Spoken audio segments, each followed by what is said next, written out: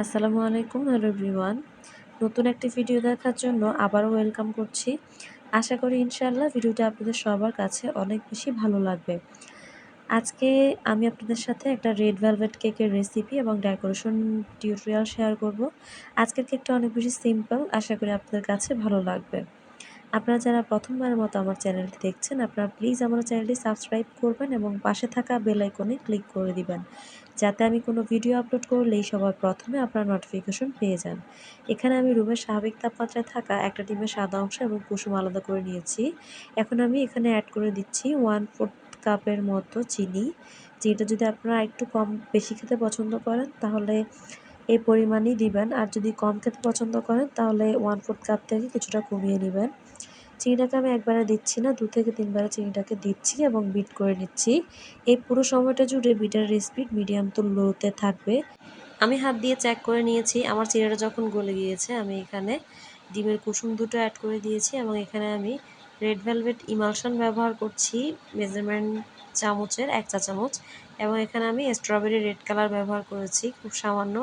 এবার এগুলোকে আমি বিট করে নিচ্ছি 5 থেকে 10 সেকেন্ডের মতো। খুব বেশি সময় বিট করতে যাবেন না, তাহলে দেখা যাবে ডিমের ফোমটা নষ্ট হয়ে যাবে।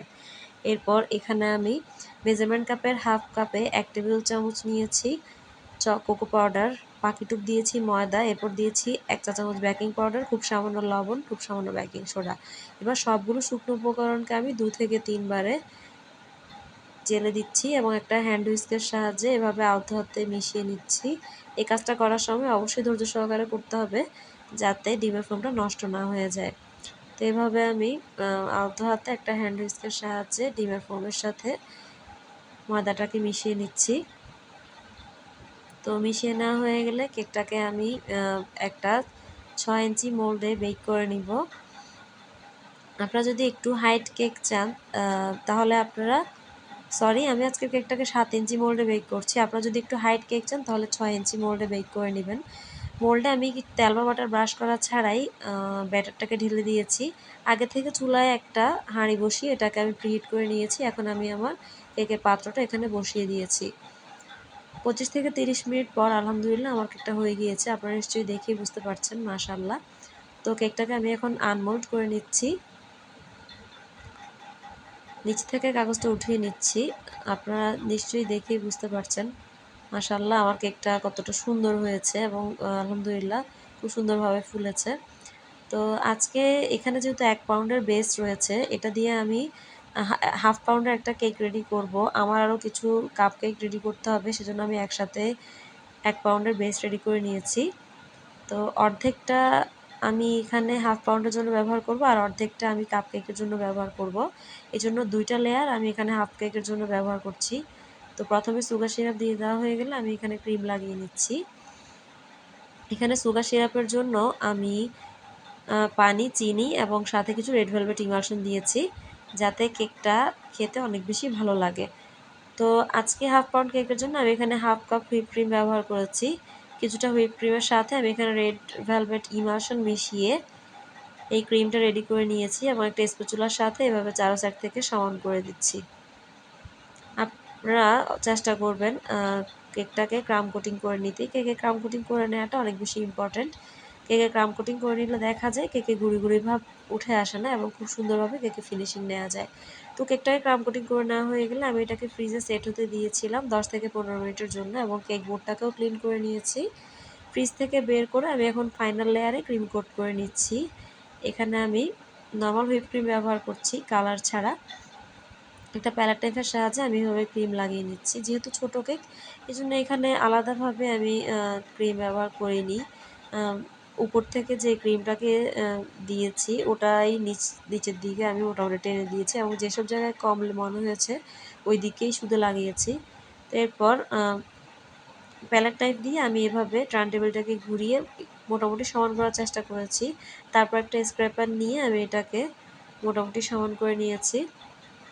তো যেদিকে যেদিকে একটু কম বা বেশি হবে সেদিকে আমি আরও কিছুটা ক্রিম লাগিয়ে নিচ্ছি এবং টার্ন টেবিলটাকে ঘুরিয়ে মোটামুটিভাবে কেকটাকে ফিনিশিং দিয়ে নিচ্ছি।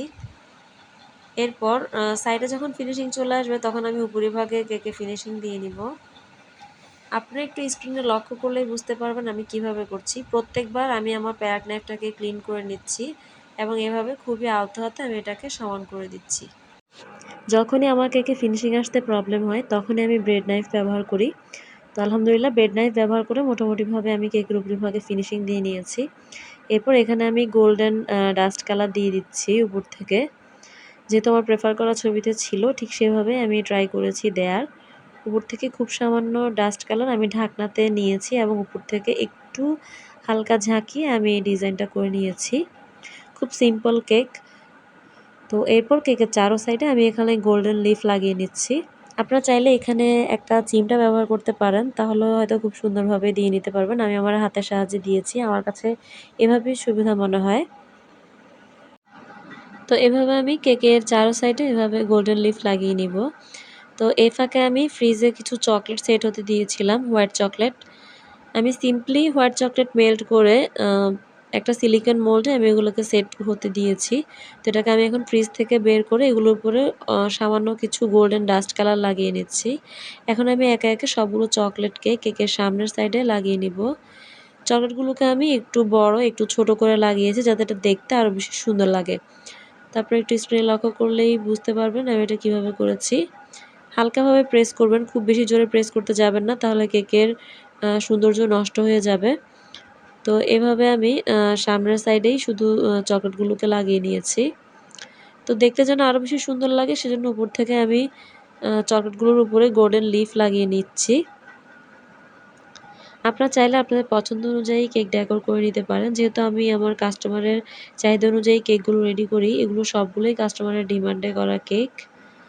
তো চকলেটগুলোর উপর গোল্ডেন লিফ দেওয়ার পরে কেকের লুকটাই চেঞ্জ হয়ে গিয়েছে। তো আমার কাছে মনে হয়েছে উপর থেকে কিছু হোয়াইট সুগার বল দিলে কেকটা দেখতে মনে হয় আরও বেশি সুন্দর লাগবে। সেজন্য আমি উপর থেকে কিছু হোয়াইট সুগার বল দিয়ে দিচ্ছি। তো এভাবেই আমি আমার কেকের ডেকোরেশন শেষ করেছি। আলহামদুলিল্লাহ, আলহামদুলিল্লাহ আমার কাস্টমার আমার এই কেকটা অনেক বেশি পছন্দ করেছে। ওনারা আমার কাছ থেকে এমনি এমনিই কেকটা নিয়েছিল। আপনারা সবাই আমার পরিবারের জন্য দোয়া করবেন। এরকম নতুন নতুন ভিডিও পেতে আমার চ্যানেলটি অবশ্যই সাবস্ক্রাইব করবেন এবং পাশে থাকা বেল আইকনে ক্লিক করে দিবেন, যাতে আমি কোনো ভিডিও আপলোড করলেই সবার প্রথমে আপনারা নোটিফিকেশন পেয়ে যান। আজ এ পর্যন্তই, দেখা হবে অন্য কোনো দিন অন্য কোনো ভিডিওতে। আল্লাহ হাফেজ।